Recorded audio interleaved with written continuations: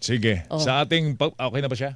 Okay na. Alright. Nasa linya na natin si Senador Rodante Marcoleta, Deputy Minority Leader. Senador, magandang umaga. Si Joel Siweng po ito. Magandang umaga Magand po. Magandang umaga sa iyo, Joel, Weng. Oo, Ganda ng mga salamat sa tanong oras. ninyo talagang pang shock sa Meralco yung mga tanong. Ano ba Hindi naman. Di ba? Ano ba ang mga dapat nating tanggalin po dun sa bill natin? At tinatakda daw ng batas po yun, Senador eh. Ano ang mga initial na natuklasan niyo po doon? Tinatakda nga yun, pero pangkaraniwan, ang taong bayan naman ang palagi na lamang bumabalik at katulad na lang ng universal charge. Ba't hindi tayo meron namang ano yun may sunset provisions naman yun. Kailangan mag-graduate ka eh. Kaso, kamukha niyang mga malilit na isla na walang transmission lines. Alam mo bang tayong lahat ang nagsubsidy? Di, lifeline nga yun, pero lifetime na rin, hindi ba? Dapat mayroong may pamamaraan para sa ganun. Pag nag-transmission na nagkaroon ng transmission line, di wala na yung mga iba-ibang bayarin na naka-unbundle sa ating mga monthly bills. Para ka ako maiwasan na lahat yan, yung lifeline rate na kung, alam mo kung magkano ang binibigay nila, parang 20 kilowatts per month. Kilowatt hours. Sabi ko sa kanya, 2 bumbilya lang ang pwedeng magamit ng taong mahirap. Gawin nating 200 kilowatt hours per month. Yan ang talaga pagkatapos alisin na lahat natin ang mga subsidies na yan. Okay, pero saan dapat ikarga yan? Kanino dapat Sino ikarga? sasagot? Sino sasagot niyan? Pwede yung gobyerno, isa-subsidize na nga yun eh. So tatanggalin Kasi po ang ang matitipid burden. natin doon, ang puhunan lang ng gobyerno, between 100 to 120 billion pesos per year. Yung mga ayuda nila, alam mo, pag kinuwenta mo, AIX, TUPAD, AKAP, MAIPIP, kung ano-ano, ang dami niyan. 600 billion pesos per annum. Wow. Hindi naman napupunta ka ako sa mga tinatarget nyo. Yung karamihan dyan, nakukurap pa yan. Tapos ine-epal pa ng mga politiko. Samantalang itong sinasabi ko sa inyo na intervention, hindi na kayo magkakamali doon sa mga listahan ninyo kasi diretsong pumupunta sa mga households. Monthly yun. Halimbawa, i-convert mo yung 200 kilowatt hours per month. Palagay mo na lang na ang monetary value niyan 2,500 pesos a month. Yun ang natitipid ngayon ng tao, ng isang pamilyang mahirap. Maliit siguro yun sa panukat ng iba, pero malaking bagay sa kanila na monthly dumarating sa kanila, hindi inaabot ng politiko.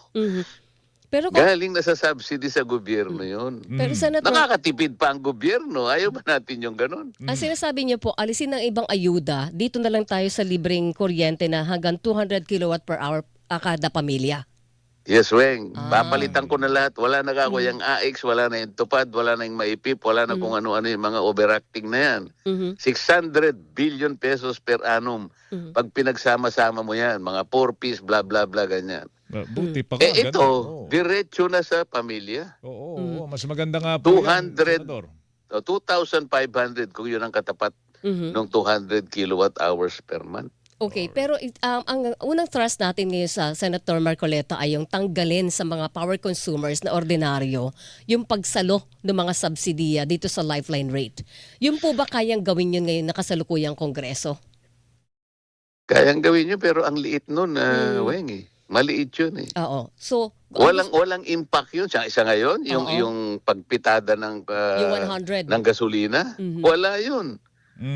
Okay. Pero kung halimbawa, tanggalin mo yung 12% VAT na Yun. inadhika ko rin yan. Kasi dalawa yung aking panukalang batas yan eh. Tanggalin mo yung 12% VAT sa kuryente, immediately mararamdaman ng tao yan. Hindi lang yung household wing pati yung mga small, maski malalaking small and big businessmen, mararamdaman niya kagad yung pagbaba ng kuryente, sisigla yung kanyang negosyo, mapapalaki niya yon.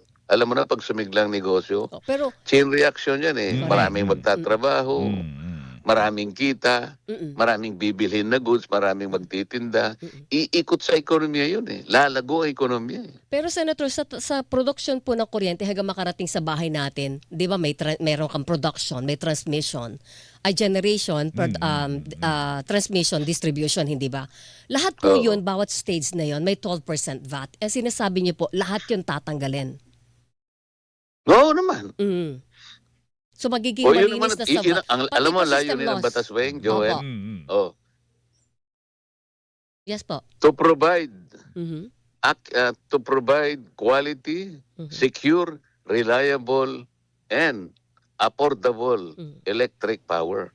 O paano mo kokontrahin yung affordability? Mhm. Ano ba ang affordable? Mura, Mm-mm. abot kaya, kayang-kaya. Sus Mariosep po kailan ba ginawa yung ipira na yun? Napakatagal na. 2002 pa yata. 25 taon na yata Yes. nakararaan. Opo. So, hanggat hindi mo na ibababa ang presyo ng kuryente, ay patuloy mong nilalabag Yes. yung layunin ng batas na yun. So for 25 years, you have been violating that law. Mm. Walang gustong yung oversight namin palagi ako ganitong gawin natin, ikaw ERC, ganito. Alam ko kasi, nandun sa batas kung paano ibababa. Hindi naman nila ginagawa. Mm. 12% VAT. Magkano mawawala sa gobyerno? Baka magalit naman sa inyo Department of Finance. Oo, Aba, Pondo. Joel, yun kagad kasing kinukwento niya. Opo. Opo. Alam mo ba kanya, Senator Marcoleta, kung mawala sa gobyerno, paano kasi, Your Honor, hindi mo man lang kinalculate magkano naman Mm. ang gagawin sa ekonomiya niyan, magkano ang balik sa ekonomiya mo niyan pag ginawa mo Yun, yan, aandar oo. lahat Tama, ang mga tama. makina ng Mm. mga ating mga business captains lahat dito. Oo, tsaka- Na-compute mo na ba, na-recalculate mo na ba kung gaano ang ilalakas ng ekonomiya mo? Mhm. Baka times 3 naman ang balik sa iyo sa taxes. Yan. Mm, Oo, mm, tsaka mm. magmumura din ang produksyon ng produkto natin, mga Mga pangunahing produkto. bilihin sa Weng, bababa ang magkakaroon presyo. ng chain reaction yan. Yes, oo. Lalaki ang ekonomiya, maraming trabaho, Mhm. maraming tinda, maraming bibili, yung purchasing power lalaki. Iikot ang ekonomiya natin ngayon, sisig lang ngayon. Hindi yun ang hindi nila naiintindihan. O alam ko naiintindihan nila. Oo. Kaya lang short-sighted sila Okay, ito lang. Baka dahil mas madaling kolektahin ang may VAT. Kaya nga, kasi matik Mas yun. malaki. Kasi yan ang Matik dakip diba? ng dakip. Alam mo, Matik. para ka nang ingisda dyan, Weng, Oo. Joel. Opo. Pinupuntahan nila yung palaisdaan. Ang dali kasing ayaw niyang pumunta sa Scarborough Shoal. Maraming kalaban doon. Ito lang, isa pa sa mga hugot namin dito, I'm sure hugot din na maraming mga Pilipino, yung systems loss. May 12% VAT pa May yun. 12% VAT pa yung systems loss. Oo. Tayo ba dapat ang kumakarga nun? Ninanakaw na kuryente po yun. Dapat po yung... Tinanong ko nga yung kahapon, yung sa Meralco. Sabi ko, Mr. Representative of Meralco, system loss Mm-mm. Saan ka nakakitang loss na nga, tinatax mo pa? Dito lang sa Pilipinas, merong ganon. Mhm. Wala nga, loss Pagka loss pa, tinatax mo. Mhm. Hindi di masasagot yun. At saka sinabi ko, ang Korte Suprema, merong isang mahalagang desisyon dyan. Mhm. Matagal na to, nang nag-away nagkaroon ng kaso, ito, Meralco et al, blah blah blah versus blah blah blah. Sinabi ng Korte Suprema, lahat ng gastusin ng distribution utilities na hindi naman nagiging benepisyo ng consumer ay huwag mong ipapasa sa kanya because that is inequitable and that is unconscionable.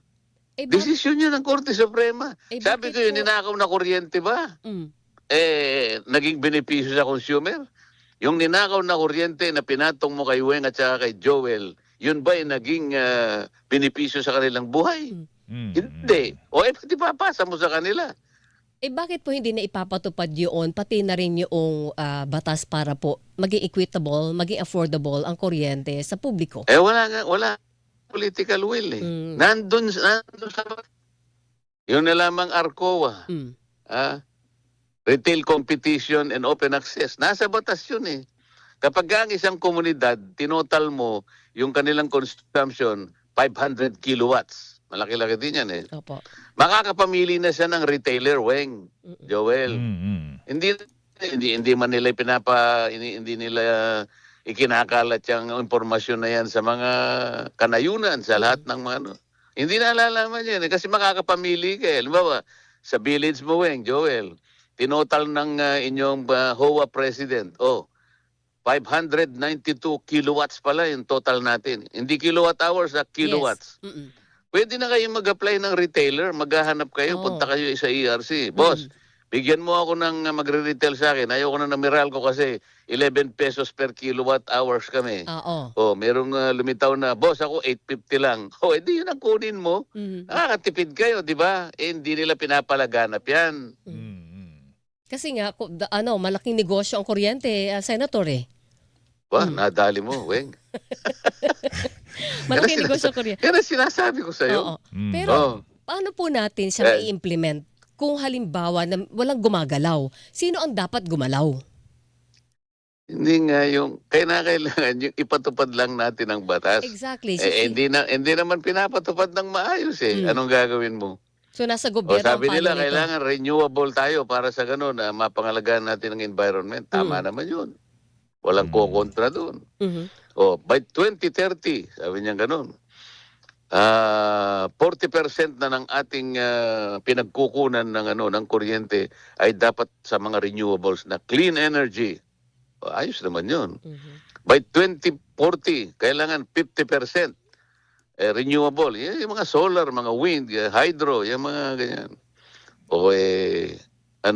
Nai-incentivize ba yung gumagawa ng kuryente papunta sa renewable? Yung mga regulasyon ba, malinaw? Para sa gano'n yung tinatarget nating ratio ng ating energy source talagang manggaling sa renewable. Okay. Senator, kahapon yung hearing ninyo, dahil nagkaroon ng bill shock, di ba, ang publiko. Paano po makakatulong yung pagdinig ng Senado? Ano ang purpose ng pagdinig ng Senado kahapon? Para Kasi maaprotektahan pinipilit ng ko, tao hindi sa naman ako bill shock. pinakikinggan. Sabi ko, ako sa tingin ko walang crisis eh.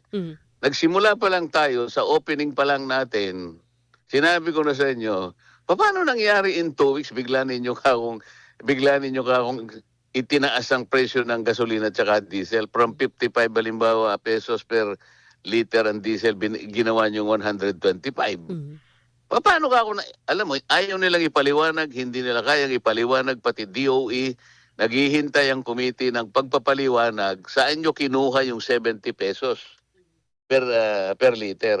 Sabi ko, ito sa Singapore, these are independent data. At that time, nang una kaming nag-uusap, nasa 43 pesos. Nasa 43 pesos per liter ang diesel. Pagkatapos, CIF, halimbawa, nasa 15. Naglalaro between 45 to 55 to 50 pesos lang. Ayaw nilang bumili sa Singapore. Nakatunga nga lahat yung mga oil companies. Sabi ko, pakicheck nyo nga po itong data na to. Kung mali po ito ay sabihin po nyo sa akin kung mali ako. I will apologize to you. Palagay ko naman patatawarin nyo ako dahil sa kagustuhan ko lang makatulong. Kaya ako nagbibigay ng independent data sa inyo. Nobody question. Nobody validated. Kung binalidate nila, pwede palang bumili sa Singapore tank to vessel procedures. Di sana hindi ganitong katataas ang presyong ba't nyo ipinasa sa tao after 2 weeks? Where is the justification? Bakit nyo ginamit ang replacement cost as soon as you can? Meron pa tayong buffer stock, sabi ng Pangulo, ng 2 months. Yun ang ayaw nilang ipaliwanag. Pero ang gusto naming maramdaman yung epekto po ng hearing kahapon. Kailangan ibalik nila sa 55, kako. Hindi naman nila ako pinakikinggan. Walang justification, ibalik nyo sa 55. Ginawa ninyong 125, 130 nang wala kayong paliwanag. You owe it to the people. You have to explain why. And DOE rin. Ikwentahin naman ninyo. Kayo naman kakawin pinaka-ano dyan. Ang ERC kayo po ang DOE, meron kayong monitoring function. Meron kayong mandate. Binigyan kayo ng batas. Miski nakako sa rehimen ng oil deregulation, hindi ka ako helpless ang gobyerno. Meron kayong power. Basahin nyo yung section 14 ninyo. Ang ERC po ba pwedeng kumilos dito, Senator Marcoleta? Kasi nasa ilalim na lang naman nila ang kuryente, di ba? Energy Regulatory Commission. ERC. Magkwenta sila ng dapat na tamang sinisingil lang sa taong bayan. Pwede ba yon? Pwede. Okay. Pwede yan. Well, bukas po sweldo. Yung sweldo namin, naka-prenda na ho sa Meralco. Oo, laki. Opo, may utang pa kami.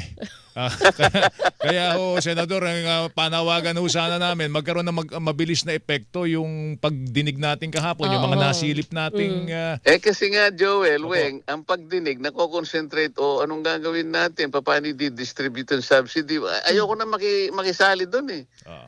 Napupunta ka agad sa mga ano bang gagawin, nagko-complain ng driver, nagko-complain ng tindera, nagko-complain lahat. Lahat naman eh.